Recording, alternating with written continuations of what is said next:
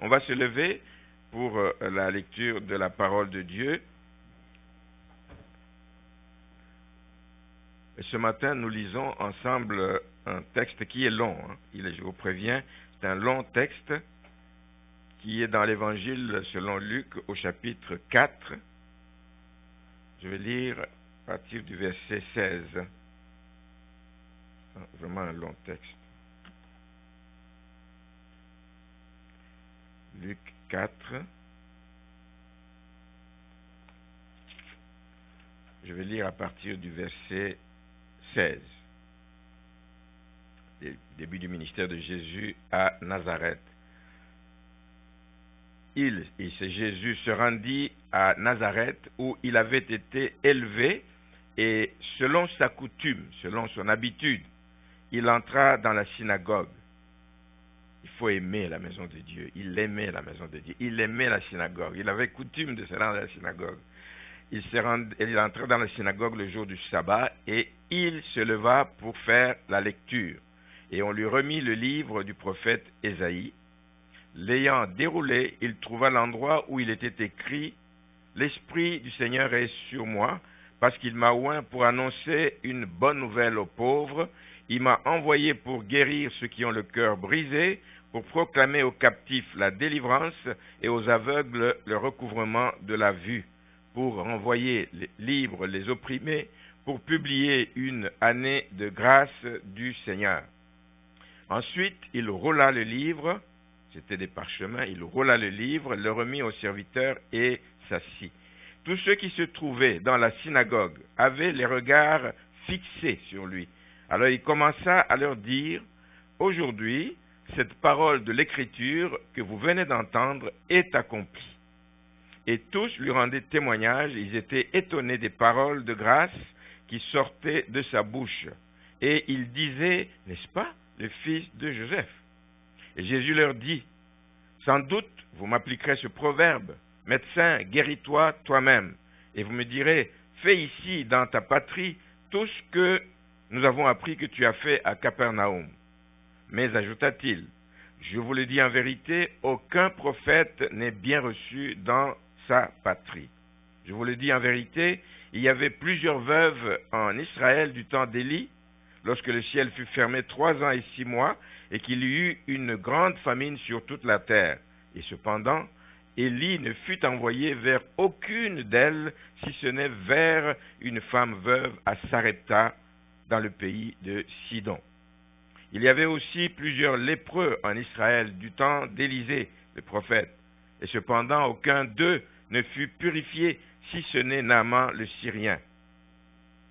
La réaction de ces gens, après avoir entendu ça, ils furent remplis de colère, comme s'il a touché un intouchable. Ils furent tous remplis de colère dans la synagogue lorsqu'ils entendirent ces choses, et s'étant levés, ils le chassèrent de la ville et le menèrent jusqu'au sommet de la montagne sur laquelle leur ville était bâtie, afin de le précipiter en bas, chercher sa mort. Mais Jésus passa au milieu d'eux, miraculeusement certainement. Il passa au milieu d'eux et il s'en alla. C'était un miracle. Il ne fallait pas, il ne pouvait pas, et Dieu n'allait pas permettre que Jésus meure dans ces conditions, qu'il meure à ce moment-là parce qu'il avait une mission à accomplir. Il fallait qu'il aille jusqu'au bout de sa mission. Verset 31, il descendit à Capernaum, ville de la Galilée, et il enseignait le jour du sabbat. On était frappé de sa doctrine, car il parlait avec autorité. Amen. Vous pouvez vous asseoir. Père, nous voulons te dire merci pour ce moment, Seigneur, où ta parole va être proclamée. Merci, Seigneur, de déposer, Seigneur, dans le cœur de tes enfants ce qu'ils ont à retenir pour qu'ils puissent réellement marcher sur tes traces, marcher à ta suite. Merci de nous aider, Seigneur, à comprendre l'importance de marcher à ta suite tous les jours et tous les instants de notre vie. C'est là qu'est notre protection, c'est là que nous avons cette assurance que tu es avec nous, c'est là que nous n'aurons peur de rien parce que nous sommes, Seigneur, à ta suite. Merci de bénir ces instants au nom de Jésus. Amen.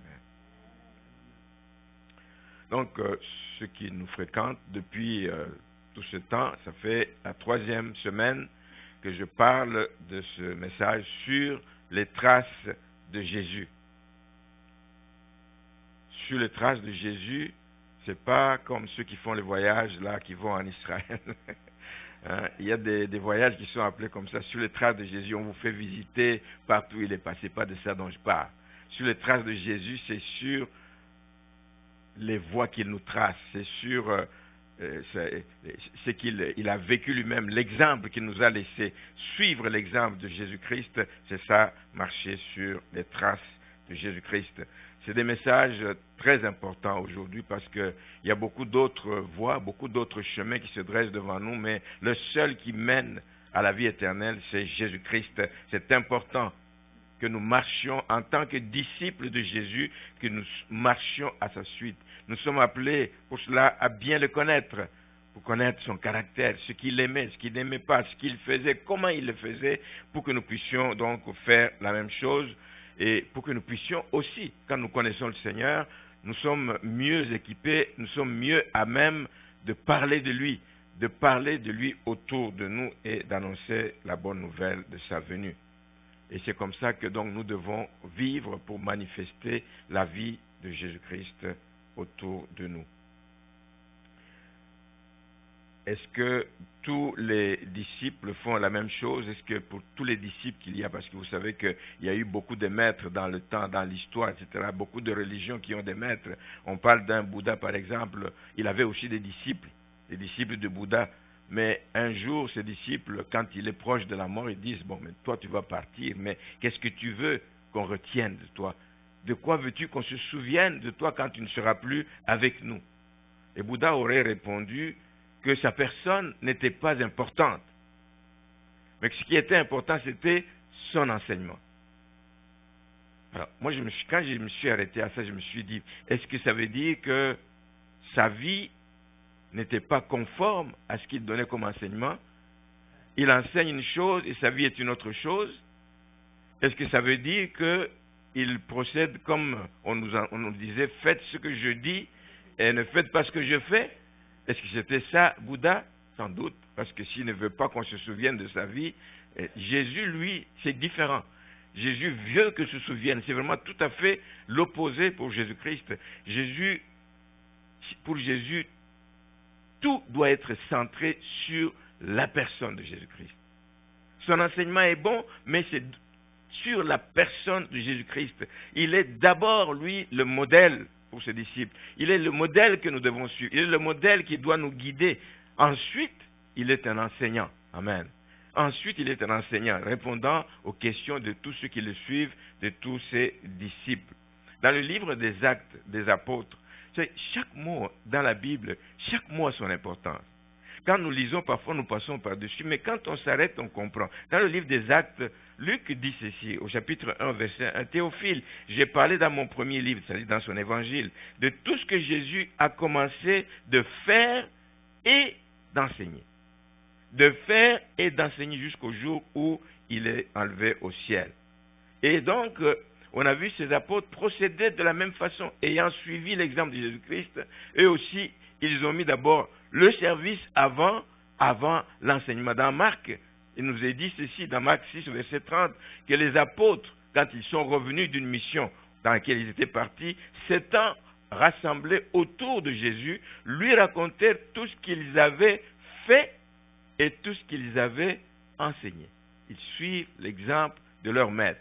Il nous faut marcher à la suite de Jésus, faire comme Jésus faisait. Le service, ensuite l'enseignement. Nous pouvons mettre un accent sur l'enseignement et négliger le service, il y a un manque, il y a un problème. Les deux se valent, mais il y a donc le service qui est important dans la vie d'un enfant de Dieu. Un petit rappel rapide pour ceux qui n'étaient pas avec nous pendant ces 3 dimanches, des choses que nous avons évoquées ici. Nous avons parlé marcher sur les traces de Jésus-Christ en se référant à ses relations avec sa famille biologique, il en avait une. Il a vécu avec eux, il s'est frotté contre les uns les autres, mais en tout ce qu'il faisait, il a honoré sa famille. Et nous devons suivre cet exemple. Et il l'a fait toujours sans négliger les priorités du royaume. Nous avons aussi parlé de ses relations avec ses disciples. Il avait tout le temps des disciples. Les disciples, c'est des gens qui suivent leur maître partout où il est. Il le suivait et il les a appelés pour être avec lui tout le temps, pour qu'ils puissent se déverser en eux. Dans ses relations avec ses disciples, il a vu comment ils se comportaient, il a voulu leur apprendre l'humilité en donnant l'exemple. C'est bien d'enseigner, il dit il faut vous aimer les uns les autres, il faut vous humilier les uns vis-à-vis des autres, mais il l'a fait en donnant l'exemple. Le service et puis l'enseignement a suivi. Nous avons enfin évoqué, c'était dimanche dernier, l'attitude que Jésus avait devant la souffrance.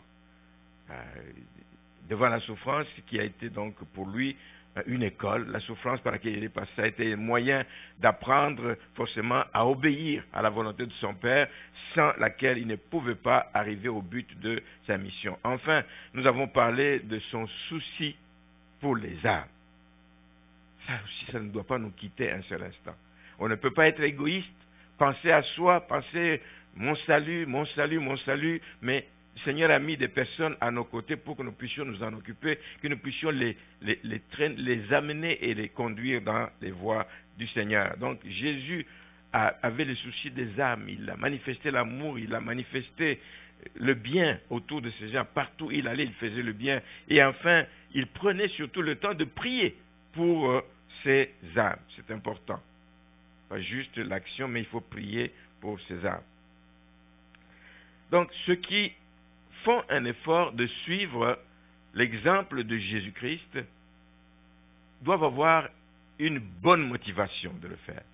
On ne suit pas Jésus, on ne marche pas sur le train de Jésus parce que juste on le demande. Il faut avoir une bonne motivation, savoir pourquoi on le suit. Nous l'avons chanté tout le long ici. En lui, il y a la vie, en lui, il y a la victoire, en lui, il y a la vie éternelle, en lui, il y a le succès, en lui, il y a la sécurité, en lui, il y a tout en Jésus-Christ. Nous avons une bonne motivation pour le suivre.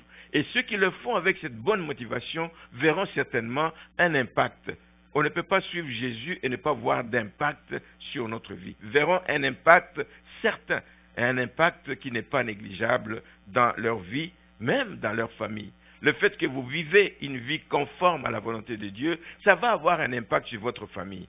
Peut-être pas au moment où vous l'attendez, peut-être pas le moment où vous le voulez, mais ça va avoir un impact. Votre comportement changeant, les gens vous observent, ils peuvent vouloir aussi suivre les voies du Seigneur. Ça aura un impact sur votre ministère également, ce dans quoi le Seigneur vous a appelé. Mais il y a des gens qui suivent aussi le Seigneur, qui marchent sur les traces juste comme des gens curieux. Et il y en a eu dans l'histoire. Il y a des gens qui ont suivi Jésus par curiosité, juste pour voir les miracles qu'il faisait, juste peut-être pour l'entendre. Ah, il parle bien cet homme. Chaque fois que je l'ai écouté, je me sens bien. Oui, mais que fait cet enseignement dans ta vie? Ça, c'est des curieux. Les curieux ne vont pas loin. Ils vont vite déchanter. Ils vont vite reculer. Ils vont vite abandonner parce qu'ils vont trouver que les conditions que Jésus pose pour le suivre sont peut-être pour eux trop exigeantes. Et c'est là que je dis que la vie chrétienne n'est pas facile. Jésus dit, si quelqu'un veut venir après moi, qu'il se charge de sa croix. Elle pèse, qu'il me suive, qu'il se charge de sa croix et qu'il me suive. Donc, ne soyez pas des curieux, soyez des gens qui suivaient le Seigneur avec une bonne motivation pour ne pas vite déchanter. Vous savez, il y a eu des disciples qui ont suivi Jésus pendant un bon bout de temps et puis un jour, juste suite à une parole qu'il a prononcée, quand il dit « Je suis le pain de vie, celui qui me mange », il dit « Waouh, ça c'est le summum, ça. » Toi, il nous demande « Cette parole, on-t-il dit, est trop dure. Qui peut l'écouter ?» C'est pas possible qu'on puisse suivre quelqu'un qui parle comme ça. Et ils sont partis juste à cause de ça. Les voies du Seigneur. Donc ce matin, je voudrais poursuivre ce message avec deux autres caractéristiques de Jésus-Christ qui nous montrent d'abord que Jésus était quelqu'un qui connaissait les Écritures et qui aimait les Écritures. Nous allons voir comment nous pouvons nous en inspirer, pourquoi y a-t-il un avantage à connaître les Écritures, à aimer les Écritures. Et ensuite, nous allons voir comment Jésus, tout le long de son ministère, s'est comporté vraiment en bon berger. Jésus a été un bon leader pour ceux qui l'ont suivi. Un leader qui oriente, un leader qui se soucie, pas juste de drainer des foules autour de lui, mais un leader qui se soucie de la continuité de son œuvre. Nous allons en parler ce matin. D'abord, il connaissait les Écritures. Quand on parle des Écritures, c'est l'Ancien Testament à cette époque. Et il aimait les Écritures dès son jeune âge, vous le savez. À l'âge de 12 ans, alors que ses parents avaient l'habitude chaque année d'aller à Jérusalem, à un moment donné, sur le chemin de retour, avec toute la foule, on l'a perdu de vue, mais on se dit, il est sûrement dans la foule, il nous suit, il nous voit, etc. Mais puis arrivé chez eux, proche de chez eux, il regarde, il cherche, Jésus, où est-il? 3 jours durant, ils cherchaient, et puis ils sont allés le retrouver où? Dans le temple. Dans le temple, à Jérusalem, au milieu des docteurs, en train d'écouter, pas des discours vains, en train d'écouter la lecture de la parole de Dieu, le partage de la parole de Dieu. Et il prenait le temps aussi de les interroger. Pas juste écouter, il dit, ah oui, c'est bon. Mais ceux qui ne comprenaient pas, il l'interrogeait. Il émettait des commentaires interrogés sur l'enseignement que ces gens donnaient. Aimer les Écritures, c'est cela aussi. Ce n'est pas juste lire la Bible pour dire, je la lis, j'ai déjà fait mon devoir pour la journée, mes 3 versets habituels, je les ai déjà lus, j'ai fait mon devoir. Non, c'est l'étudier pour savoir qu'est-ce que j'en retire. Qu'est-ce que j'en retire pour ma vie?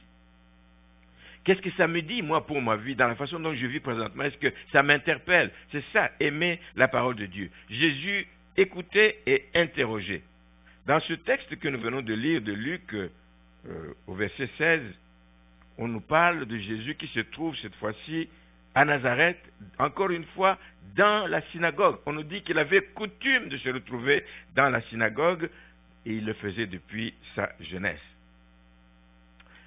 Parce qu'il avait un intérêt constant, il avait un intérêt croissant de la connaissance des Écritures, c'était un atout pour Jésus. Je souhaite, frères et sœurs, que nous soyons des personnes qui aimons les Écritures. Il y a des richesses là-dedans, il y a des révélations qui sont là pour nous faire du bien, qui sont là pour que nous puissions nous attacher au Seigneur, qui sont là pour nous encourager quand nous passons par des temps difficiles. On trouve tout là-dedans. Et les gens du monde ont trouvé beaucoup de choses qu'ils ont utilisées pour organiser des formations des leaders. Beaucoup de textes sur lesquels ils se basent pour donner des séminaires dans le monde entier, dans les entreprises, etc. La plupart des choses sont tirées de là-dedans. Ça veut dire Jésus avait des bons principes pour diriger sa bergerie, son troupeau, le troupeau de ses disciples. Donc Jésus se retrouve dans la synagogue à Nazareth, et il a cet intérêt, pas seulement cette fois-là, mais chaque fois qu'il écoutait donc, il portait donc sa parole dans son cœur. Quand il se lève, ici dans notre texte, nous avons lu que Jésus se lève, c'est au verset, je vais lire ça.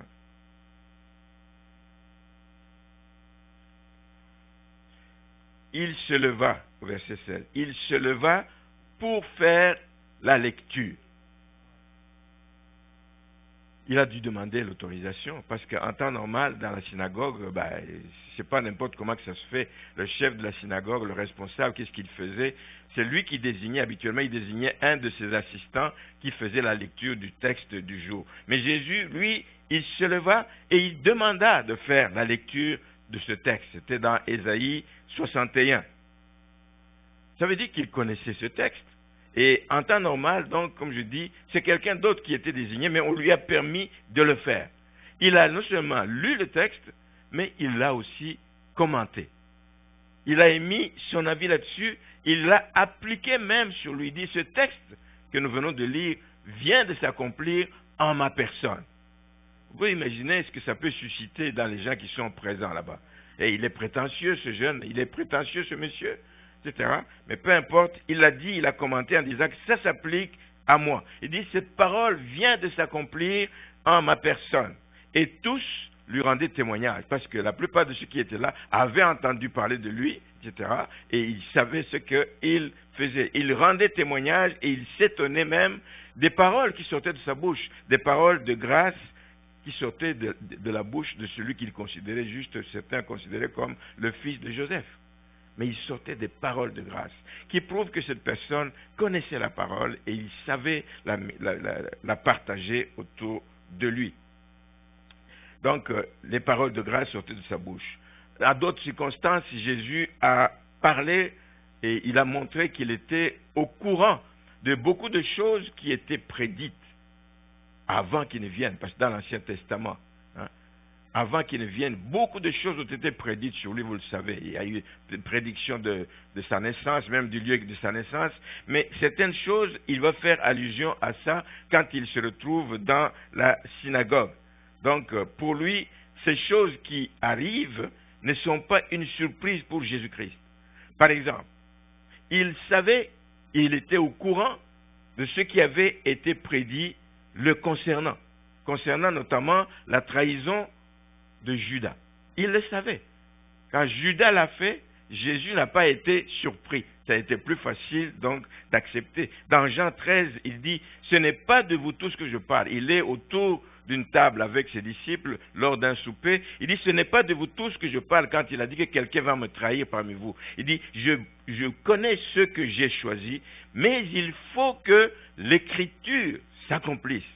Il fait référence à l'Écriture pour montrer que ce qui va arriver, cette trahison de Judas, fait référence à une Écriture qui a été écrite il y a longtemps. Et là, il fait référence au psaume 41, au verset 6. Ici, il dit, il faut que l'Écriture s'accomplisse, dit, celui qui mange avec moi le pain a levé son talon contre moi.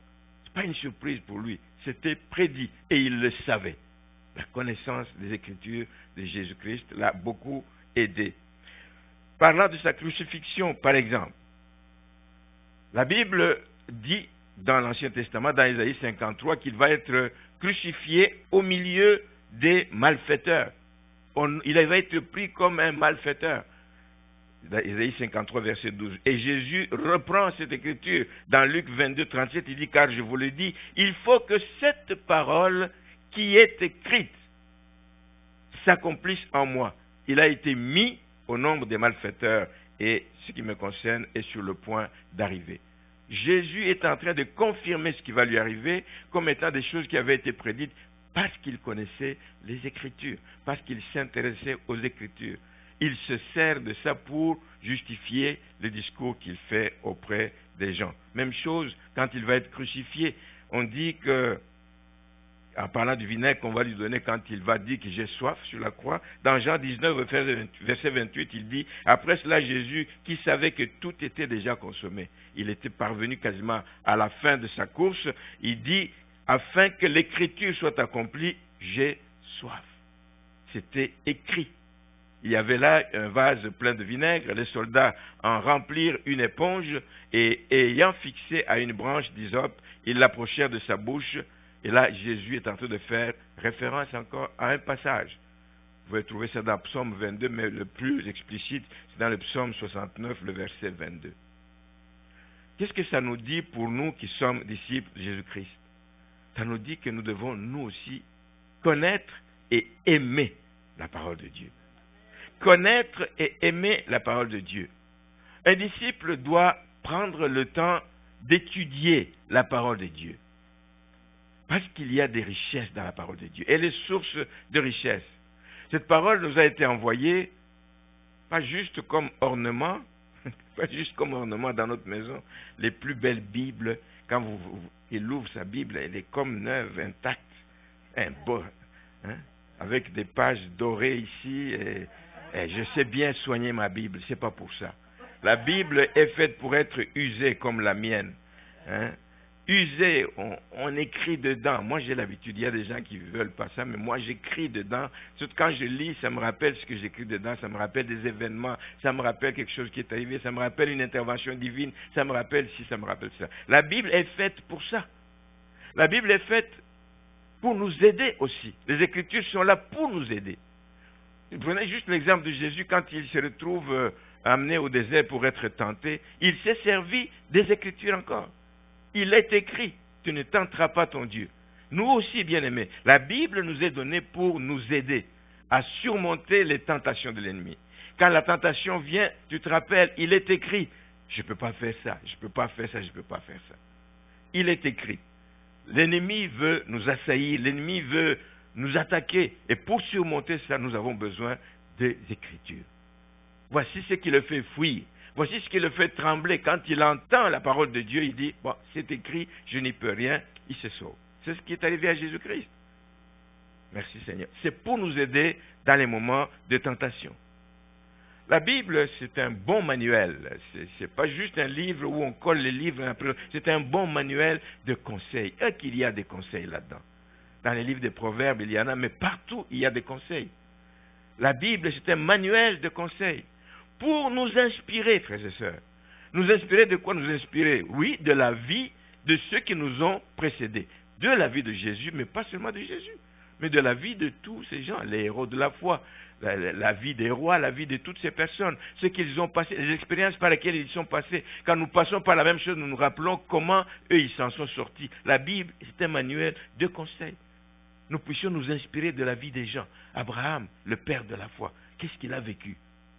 Et ça va, nous allons le voir tout à l'heure, que ça va nous prendre d'étudier la Bible. Ça va nous prendre d'étudier la Bible. La Bible, elle est là aussi comme ce manuel de conseils pour nous aider à nous transformer. La Bible nous transforme. La parole de Dieu nous transforme. Amen. Quand on la lit, quand on la médite, ce n'est pas seulement une source de promesses.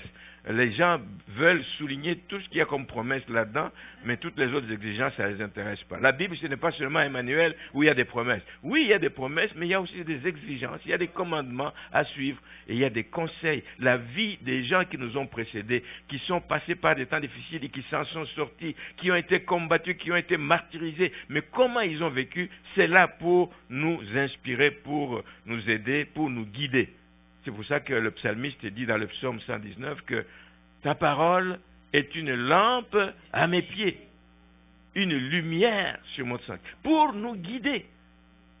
Alors il faut s'en servir. Une lampe, on ne la garde pas à la maison quand on sort la nuit et puis on dit qu'on va être guidé, on ne voit même pas où passer. Mais une lampe, on la sort quand il fait sombre, il fait noir, on l'allume et puis ça nous aide. La parole de Dieu, c'est ça. Donc il faut savoir déjà la manier, la lampe, là, parce que tu peux avoir une lampe, tu ne sais même pas comment on l'allume, elle ne te servira à rien. La Bible, il faut l'étudier, il faut la connaître, il faut aller trouver les substances utiles là-dedans. La Bible, elle est bonne pour nous, mais elle est bonne aussi pour nous aussi, nous aider à changer la vie des gens qu'il y a autour de nous. Nous pouvons faire les meilleurs discours, frères et sœurs. Il y a la puissance dans la parole de Dieu. Il y a la puissance dans la parole de Dieu. Exhorter quelqu'un avec tes propres mots, oui, ça peut marcher. Mais quand tu dis que c'est la parole de Dieu, c'est pas moi qui le dis, c'est la Bible qui le dit, c'est un moyen qui nous aide à changer les vies. Il nous aide aussi à aider des personnes à changer de mode de vie, à encourager les personnes qui souffrent. Il y a tellement de situations là-dedans. Ce matin, on venait de nous lire ce passage de Lamentation 3:21, où Jérémie est passé par un temps difficile. À un moment donné, il dit, non, j'ai fait un choix. Je fais un choix, je dis, voici ce que j'ai décidé de repasser continuellement dans mon cœur et qui va me donner de l'espérance. Ça nous encourage d'entendre comment il a fait et que ça a marché dans sa vie. La parole de Dieu, elle est là comme une aide pour nous, pour aider les gens qui sont en deuil, pour les consoler, même pour les reprendre. Parce que oui, quand on veut encadrer quelqu'un, ce n'est pas juste pour lui dire que des bonnes choses, mais quand il fait quelque chose qui n'est pas bon, on peut le reprendre sur base de la parole. Ce n'est pas moi qui te le dis, c'est la parole de Dieu qui le dit. Alors, si tu veux suivre la parole de Dieu, tu seras béni. Donc, c'est efficace quand on se sert de la parole de Dieu pour exhorter les gens. Et c'est encore plus efficace si nous le faisons dans un esprit de prière. Nous nous précipitons pour aller exhorter des gens, nous nous précipitons pour parler aux gens de ce qu'il faut faire, ce qu'il ne faut pas faire, mais si ce n'est pas accompagné de prière, ce n'est pas efficace. L'efficacité vient quand nous prions pour ce Seigneur, mets devant moi une personne à qui je vais parler, ou je quitte ma maison, je vais rencontrer telle personne, parce que j'ai le goût de lui parler de toi. Tu pries pour la personne, pour que son cœur soit préparé et qu'il soit malléable. Merci Seigneur. Voici les Écritures, comment elles sont importantes. Voici pourquoi la parole de Dieu est importante. La deuxième chose que j'ai évoquée, du caractère de Jésus-Christ, je disais que c'était un bon maître, c'était un bon leader. Jésus se préoccupait de la continuité de son œuvre. Il n'est pas dit, je suis venu pour 3 ans, faites ce que je peux faire, et puis après je m'en vais, et puis on verra. Il s'est soucié de ça, il dit, après moi, je ne laisse pas le déluge après moi, mais après moi, il faut que ça continue.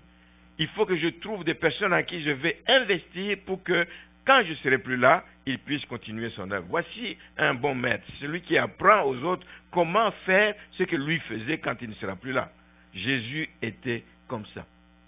Aujourd'hui, nous reconnaissons tous que le succès des ministères se mesure à la croissance numérique. Tu arrives dans une église, tu dis, oh, il y a quelqu'un, il y a plusieurs années en arrière, qui nous a visités. On était encore dans le petit local à côté, plus petit qu'ici, alors vous pouvez imaginer. Je pense que c'était la moitié d'ici ou quelque chose comme ça, ou même le tiers. Alors on était plein et tout, et la personne passe, et puis elle entre et nous visite. À la fin de la réunion, on parle avec elle, tout. Il dit, oui, je connais l'existence de cette église, je passe souvent ici, mais moi je vais toujours, il quitte l'Assomption ou je ne sais pas, pour aller à Rive-Sud, traverser les ponts, etc. pour aller à Rive-Sud. Il dit, mais j'aime bien, mais je n'aime pas les petites églises. Je n'aime pas les petites églises parce que, aussitôt que vous êtes dedans, on se garroche sur vous parce qu'on veut vous confier des tâches. Mais que fais-tu du service? Sois utile dans la maison du Seigneur. Amen. On n'aime pas ça. On veut venir s'asseoir, on veut venir écouter, on veut venir goûter à la bonne louange, etc. Mais non, ne me demandez pas de faire quoi que ce soit. Il a dit, non, je ne peux pas venir parce que je sais que, en plus que je chante bien, on risque de me demander de chanter. Et il est parti comme ça. Pourtant, il vivait des choses difficiles, mais ce n'est pas ça le problème. Donc, Jésus ne se préoccupait pas seulement d'avoir des grandes foules avec lui, mais il se préoccupait de la croissance, de la continuité de son œuvre, de la pérennité de son œuvre. C'est bon, la croissance numérique, mais ce n'est pas tout. Hein? À quoi ça sert de grandir, et puis après du jour au lendemain, paf, ça se dégonfle comme un ballon qu'on a crevé, et puis l'église tout d'un coup est vidée, et puis les gens vont partir, le peu qui restait va partir aussi. Jésus, lui, se préoccupait de la continuité de l'œuvre. Et ceux qui sont avec nous, vous savez que j'aime souvent le dire. J'aime souvent le dire. Je dis, moi, je ne travaille pas dans le sens de dire, bon, écoutez, le temps que je suis là, après, je ne sais pas. Non. Je travaille et j'aime travailler dans le sens de dire que même quand je ne serai pas là, que l'œuvre continue. Que l'œuvre continue. Je veux booster les gens, je veux encourager les gens. Je dis, tenez fort, soyez des colonnes. Les colonnes sont stables dans la maison. Les colonnes ne se déplacent pas au gré des circonstances. Les colonnes sont stables. Nous voulons des colonnes dans la maison de Dieu. Nous voulons travailler dans ce sens. Que les gens prennent leur place et sachent qu'ils ont quelque chose à apporter dans l'Église pour que l'Église accomplisse sa mission. Donc, je veux travailler et je souhaite que tous nous travaillions pour que cette Église survive après nous. Pas juste le pasteur, même vous, même Francine, quand tu ne seras plus là. Il faut que la louange continue à l'église. Amen. Nicole, quand tu ne seras plus là, il faut qu'on continue à voir la projection des chants, l'enregistrement, mise sur Facebook et sur YouTube, etc. Il faut que ça se fasse.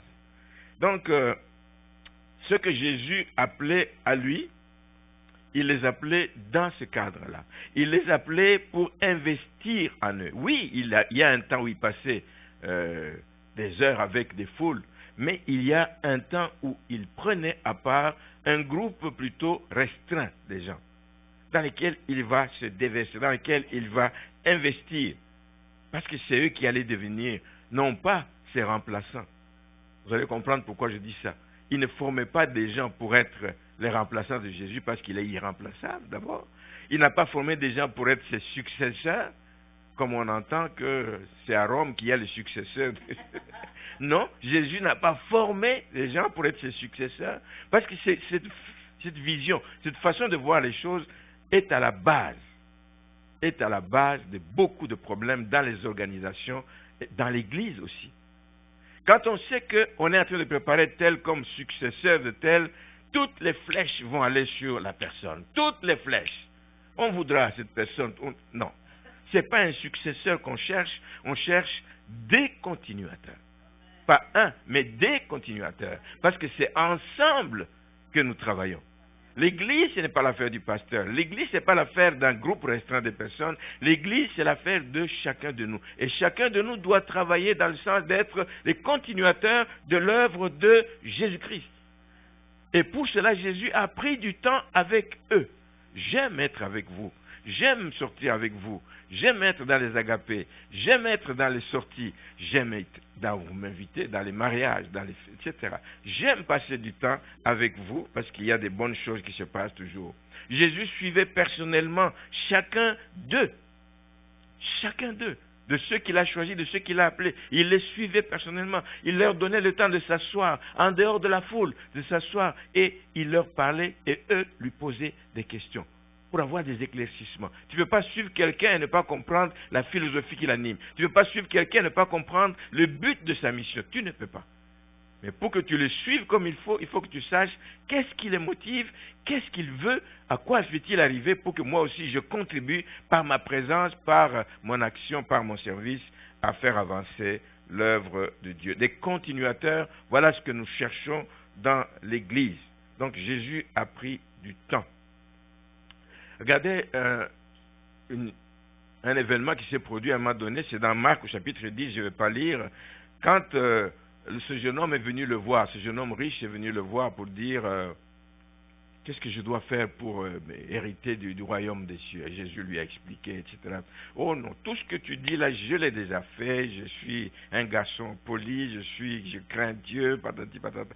Et Jésus lui a dit, bon écoute, si tu l'as fait et tu veux me suivre, va, vends tout ce que tu possèdes, donne-le aux pauvres, viens et suis-moi. Vous connaissez la suite. Ce jeune homme qui était zélé, qui voulait suivre Jésus-Christ, qui avait la joie d'être en présence de Jésus-Christ, la Bible nous dit qu'il s'est retiré sur la pointe des pieds, il est parti tout triste d'entendre ce qu'il a entendu. Et les disciples de Jésus qui n'étaient pas loin ont entendu aussi ce qu'il a dit. Et ils se sont posé des questions, évidemment. À la suite de la réaction de ce jeune homme riche, Jésus dit, je ne vais pas laisser passer ça. Il faut que le message que j'ai voulu passer à ce jeune homme riche soit ancré aussi dans mes disciples. Il dit à ses disciples qu'il sera difficile, à cause de cette attitude, il sera difficile à ceux qui ont des richesses, qui s'attachent aux richesses, d'entrer dans le royaume de Dieu. Ce n'est pas qu'il veut dire que les riches n'entreront pas dans le royaume des cieux, mais de ceux qui s'attachent, d'entrer dans le royaume de Dieu. Alors ils étaient étonnés, ils ont dit, mais qui peut alors, c'est difficile, qui peut alors être sauvé? Et Jésus explicita sa pensée. Voyez-vous, le fait qu'il a pris du temps avec eux, il a pu éclairer leur lanterne, il explicita sa pensée, il juste dit que ce que je veux dire par là, c'est les dangers qu'il y a de s'attacher aux richesses, parce que ces richesses sont passagères, elles peuvent nous échapper en un clin d'œil. Vous pouvez être la personne la mieux informée sur les investissements, n'est-ce pas, Fenel? On peut être le mieux informé sur les investissements, mais quand il y a une crise qui vient, tu n'as pas vu venir, tu peux perdre tous tes investissements là-dedans. Donc s'attacher à ces choses-là, les gens qui s'y sont attachés, on sait que quand il y a eu la crise de 2008, je crois que c'est 2008, il y en a qui se sont tirés la balle dans la tête parce qu'ils ont perdu des millions. Frères et sœurs. Mais les millions, ceux qui sont restés après avoir perdu quasiment la moitié de leur fortune, ont vu quelques années après les choses reprendre et puis ça a remonté. Donc s'attacher à ce point, ce n'est pas une bonne chose. Alors, ce que je veux dire sur ce point précis, Jésus se déversait, apprenons nous aussi à nous déverser dans ceux qui travaillent avec nous, dans notre champ d'action. Je sais que Nicole se démène pour trouver quelqu'un pour travailler à la sonorisation. Une personne en qui il peut se déverser, on ne trouve pas. On fait des appels, on ne trouve pas. Mais j'ai découvert quelque chose incidemment, je regardais sur la page Facebook de quelqu'un, je ne dirai pas de qui il s'agit. J'ai trouvé que c'était quelqu'un qui est versé dans tout ce qui est technologie, les ordinateurs, créer pas des sites, mais travailler sur YouTube, poster des choses. J'ai dit, mais c'est de ça dont nous parlons dans l'Église. C'est ça qu'on recherche dans l'Église. Comment ça se fait que cette personne n'ait pas répondu? Comment ça se fait que les proches de cette personne n'aient pas réagi? Dit, mais toi tu peux être bon là-dedans, va, on va t'encadrer, on va se déverser en toi. C'est la même chose dans tout. C'est la même chose dans tout que nous devons absolument le faire. À l'école de dimanche, c'est toujours, ça tourne. Hein? Les gens viennent, partent. Alors il faut penser à investir dans la jeunesse montante, tranquillement. Il faut trouver des moyens, je ne sais pas comment, investir pour qu'il y ait continuité au niveau de l'école de dimanche, qu'on ne manque pas parce qu'un jour, les personnes qui sont chargées de le faire ne sont pas là. Dans la louange, c'est pareil, n'est-ce pas? Dans la prédication, je sais que tu l'as fait un moment et que ça t'a fait un coup, un choc d'avoir investi, commencé à investir dans une personne, puis la personne est partie. Oui, ça fait partie de la guerre, mais Jésus a perdu beaucoup de ses disciples. Beaucoup qui l'ont suivi un bon bout de temps, mais il les a perdus en cours de route. C'est des choses qui peuvent arriver. Dans la prédication, c'est la même chose. Je ne peux pas prêcher tous les jours, toute la vie, je ne peux pas. Mais il faut donc préparer des gens. C'est comme ça que vous voyez des jeunes qui veulent s'intéresser à ça. De temps en temps, et Cédric, de temps en temps, Étienne vient. Et que donc, à travers toute sa personne, n'hésite pas à poser des questions pour avoir des clarifications. Jésus avait aussi une autre capacité que j'aimerais souligner ici. Ce n'est pas juste de se déverser d'argent, mais c'est d'abord une capacité d'attirer les gens pour les orienter dans le domaine qui leur est le plus favorable. Quelqu'un qui aime chanter, on va l'orienter dans les chants. Quelqu'un qui aime servir à l'accueil, on va l'orienter au service d'accueil. Quelqu'un qui aime les enfants, on va l'amener au niveau de... Jésus avait cette capacité de les attirer dans les domaines où ils ont donc les meilleures facultés. Quand il a rencontré Saul de Tarse, malgré son passé, Jésus l'a appelé. Et quand il l'a appelé dans Acte 9, il dit que celui-ci est un instrument de choix. C'est un instrument que j'ai choisi. Il va être chargé de porter l'évangile au loin. Il savait les facultés de Paul. Paul avait été dans les meilleures écoles. Il connaissait les Écritures, etc. Et il connaissait le judaïsme, etc., qu'il défendait et tout. Mais ça allait être une bonne personne quand il les rencontrait en cours de route pour qu'il puisse aller parler à ces personnes-là de cette expérience qu'il a vécue et de la rencontre qu'il a faite avec le Seigneur. Jésus le savait. Il dit, il parlera pour moi vers les nations, il parlera pour moi auprès des rois, auprès même des fils d'Israël. Mais regardez ce qui est arrivé, alors que c'est Jésus qui l'a choisi, c'est Jésus qui veut qu'il intègre cette équipe. Après, c'est Saul de Tarse, il a connu une méfiance terrible quand on l'a amené vers les apôtres. Les gens se sont méfiés à cause de son passé. Pourtant, il a rencontré Jésus sur le chemin de la route de Damas. Il a rencontré Jésus. Cet homme avait changé complètement. Mais tous le craignaient. Oh non, pas lui. On sait ce qu'il a fait. S'il vient pour se cacher au milieu de nous et trouver le moyen de nous atteindre plus facilement, les gens se sont méfiés de lui. Mais il y a quelqu'un qui avait le cœur de Jésus, qui avait un cœur qui a poussé quand il a vu Paul prêcher à Damas. Il a entendu son témoignage, comment il a été rencontré sur la route, comment il est tombé, comment il était aveugle, comment il a été visité. Il dit non, cet homme, c'est une mine d'or pour l'œuvre de Dieu, pour être un continuateur de l'œuvre de Dieu. Il faut qu'on l'ait dans nos rangs. Il l'a pris et il l'a conduit vers les apôtres. Il dit non, il faut que vous travaillez. Quasiment, il a imposé. Il l'a tenu par la main. Il a dit non, c'est un homme que Dieu a choisi. C'est le Seigneur qui l'a appelé. On ne peut pas s'arrêter à cause de son passé. Le même Barnabas, il avait un don particulier. Pendant qu'il faisait des voyages avec Saul de Tarse, ils ont fait le premier voyage missionnaire, mais ils ont amené un jeune avec eux, Jean-Marc, qui l'accompagnait peut-être pour porter les valises, où ils avaient décelé en lui quelque chose qu'il fallait développer, qu'il fallait encadrer. Et c'est en l'amenant avec lui qu'il allait voir comment nous travaillons, qu'il allait voir les difficultés que nous avons. Et un jour, il va aussi devenir un serviteur de Dieu.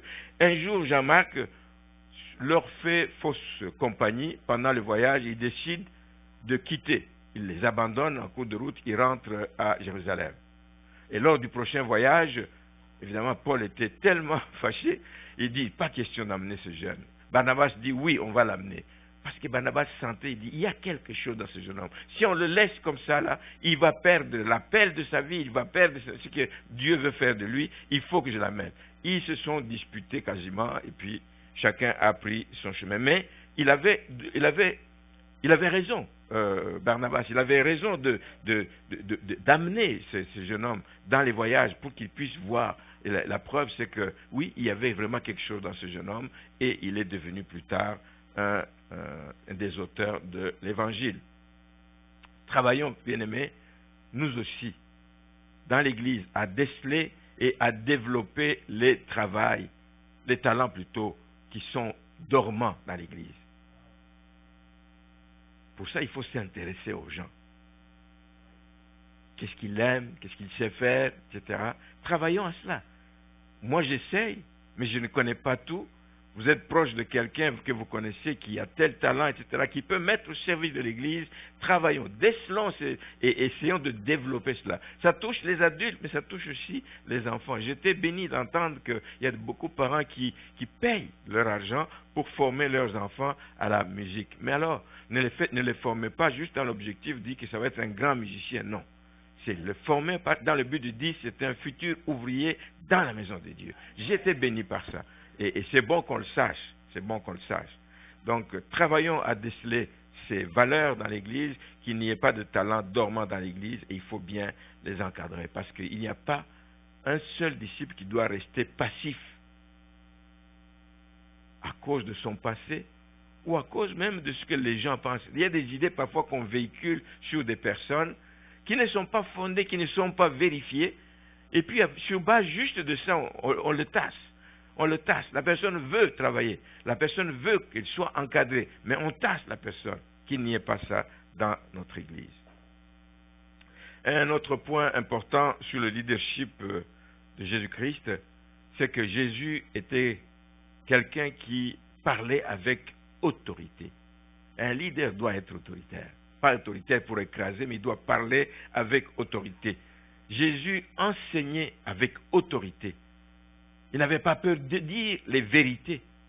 Dans l'Évangile, selon Marc, au verset 1, au verset 22, comme dans le texte que nous avons lu au verset 32 de Luc 4, on dit « On était frappé de sa doctrine car il parlait avec autorité. » Dans Marc 1, 22, on précise qu'il enseignait comme ayant autorité et non pas comme les scribes. Et les gens comparent. Quand lui prêche, il dit des vérités. Quand l'autre prêche, il est juste en train de nous flatter les gens. Ce n'est pas ça du tout la prédication et l'enseignement qu'il doit donner à l'Église. Jésus parlait avec autorité, il enseignait avec autorité. Mais Jésus n'était pas quelqu'un de brut, n'était pas quelqu'un juste de sévère. Jésus est connu pour sa douceur. Jésus est connu pour le cœur de compassion qu'il avait pour les gens qui sont affligés. Jésus est connu pour ça. Mais Jésus est aussi connu pour sa sévérité lorsque c'est nécessaire. Ne pas laisser passer des choses qui ne doivent pas avoir lieu dans la maison du Seigneur, c'est cela aussi qui doit être dans l'Église. Lorsque c'est nécessaire, il faut dénoncer le mal. On ne peut pas se taire pour ménager les gens, pour ne pas perdre les membres. On ne peut pas se taire. Il faut parfois parler avec sévérité. Mais lorsqu'il y a un temps de faire un travail d'accompagnement, il y a la compassion qui doit aussi être présente. Or, les responsables de l'époque, c'est ce que nous dit le texte de Marc ici, et il enseignait non pas comme les scribes. Les scribes, quand ils enseignaient, eux, ils se contentaient d'insister sur des choses de forme. Des choses de forme. Combien de jours de jeûne,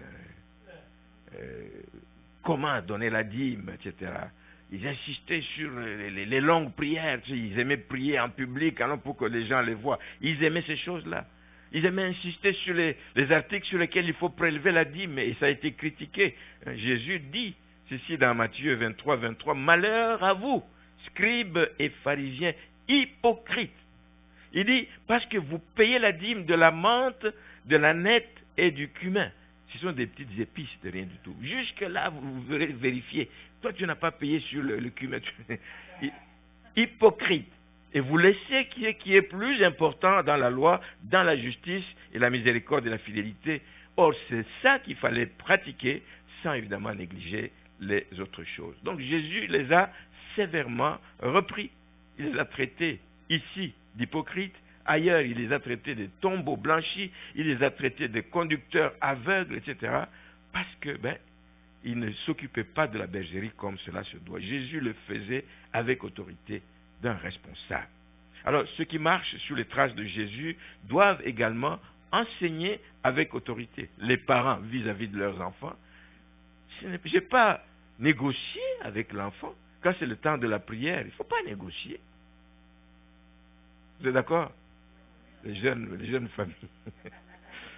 Non, c'est ça. C'est le temps de la prière, c'est ça, la façon dont nous fonctionnons dans la famille, et c'est comme ça. Et donc tout le monde doit s'y soumettre. Donc ceux qui marchent sur les traces de Jésus doivent enseigner avec autorité. Je ne dis pas de menacer les gens, je ne dis pas de les taper sur les doigts, etc. Mais il faut enseigner avec autorité, mais ne pas nécessairement ménager les gens. Ce n'est pas ce que le Seigneur nous demande, nous dit la vérité. Comme Jésus, il faut aborder les questions aussi vitales dans les enseignements, aussi vitales que les conséquences du péché dans la vie des gens. Il faut aborder ça parce que le péché conduit à la mort. Amen. Le salaire du péché, c'est la mort. Il faut enseigner sur, on n'aime pas beaucoup ça aujourd'hui, parler aux gens où on va passer l'éternité, interpeller les gens là-dessus. Tu vis d'abord, tu n'es même pas maître de temps, tu ne sais même pas demain si tu seras encore en vie, mais si tu arrives de mourir aujourd'hui, demain, où est-ce que tu vas passer l'éternité? Il n'y a que deux possibilités, qu'on ne vous trompe pas. Et ça aussi, les gens doivent le savoir. Ce n'est pas les œuvres, ce n'est pas les messes que vous allez payer. Vous pouvez vous ruiner à payer des messes pour prier pour les morts, mais c'est trop tard. C'est ici-bas que vous décidez des choses, et il faut l'enseigner. C'est soit le ciel qui vous attend, c'est soit l'enfer. Amen, amen, amen. Nous devons évidemment, dans tout ce que nous faisons, comme je dis, pas ménager les gens, nous ne devons pas privilégier la paix. Pour qu'il y ait la paix dans l'assemblée, on ne va pas aborder. Pour garder les membres d'assemblée, on ne va pas aborder ce sujet, mais il ne faut pas le faire au détriment de la vérité. La vérité doit toujours primer, la vérité doit toujours être proclamée. Alors n'essayons pas d'endormir les gens avec juste les promesses de bénédiction. Vous serez bénis, vous serez riches, vous allez être élevés, vous allez, etc. C'est bon, ça a sa place, mais ce n'est pas ce qu'il faut. Il ne faut pas endormir les gens avec ça. Il faut défendre la vérité avec amour, sans montrer qu'on est supérieur aux autres, mais avec amour. Même si cela doit conduire à un moment de légère tension. Il peut y avoir une légère tension dans une église à cause d'un message qui interpelle, qui touche là où le bas blesse. Il peut y avoir une légère tension dans l'église, dans une assemblée, mais si c'est la bonne chose à faire, il faut le faire, parce que c'est la vérité qui libère. Sur le coup, vous allez réagir mal, mais à la longue, la vérité travaille et parle à la conscience des gens. Amen. Nous l'avons vu, il y a des gens qui n'ont pas compris au début les exhortations qu'on leur donnait, les enseignements qu'on donnait, mais avec le temps, ils ont fini par comprendre que le pasteur avait raison. Avec le temps. Donc, n'hésitez pas donc, à dire la vérité. Alors, je termine ce matin en vous encourageant, bien-aimés, à avoir, comme on a dit dès le début, les sentiments qui étaient en Jésus-Christ, dans tous les domaines que nous avons évoqués et dans d'autres. Il nous a laissé de bons exemples à suivre, alors à nous de marcher sur ces traces. Les deux aspects que nous avons vus ce matin, je le rappelle, approfondissons la connaissance de la parole de Dieu. Vous savez qu'il y a beaucoup d'outils qui existent pour ça. Ce n'est pas juste la Bible. Une Bible sans commentaire, une Bible, oui, le Saint-Esprit veut vous parler, mais une Bible sans commentaire, si vous n'avez pas de dictionnaire biblique, si vous n'avez pas de concordance, des choses comme ça, et que vous voulez approfondir la parole de Dieu, vous allez avoir du mal. Tous ces outils-là existent. Vous pouvez étudier la Bible de plusieurs façons, verset par verset, comme vous pouvez l'étudier par livre, comme vous pouvez l'étudier par thème. Je vais étudier sur le thème de l'amour, je vais étudier sur le thème de la guérison, je vais étudier sur le thème du pardon, etc. Et il y a des outils qui existent qui vous orientez vers les différents versets qui en parlent, et c'est comme ça que vous allez approfondir les choses. Vous pouvez étudier les personnages de la Bible, étudier la vie d'Abraham. Il y a de belles leçons à tirer de la vie d'Abraham, la vie de Moïse, la vie de Job, etc. Il y a de belles leçons à tirer de cela. Nous avons en plus sur notre site de l'Église des messages qui sont postés, des études bibliques qui ont été faites. Il y a plusieurs études bibliques qui ont été faites sur les livres de la Bible. Allez là-dedans des fois. Allez là-dedans. Ça va vous aider à approfondir la parole de Dieu. Vous avez également des capsules d'enseignement que notre sœur Daniel poste régulièrement. Elle est sur le point d'en poster d'autres. D'ailleurs, je crois qu'on avait épuisé le stock, mais elle va reprendre et va envoyer une série.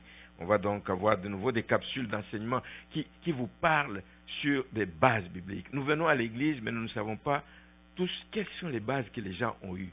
Mais sur les bases bibliques, qui est Dieu, qui est Jésus, qui est le Saint-Esprit, etc.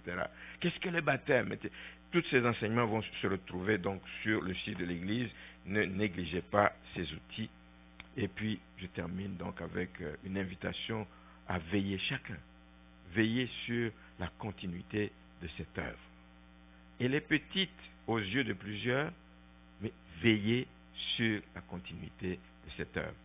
Investissez là où vous pouvez le faire. Quand je dis investir, je ne parle pas seulement d'argent. Investissez en temps, investissez en énergie, investissez en vos talents, mettez-les au profit de l'œuvre de Dieu pour que ça puisse servir à l'Assemblée et qu'elle puisse grandir et porter des fruits pour l'éternité. Amen. Seigneur vous bénisse. Nous prions le Seigneur.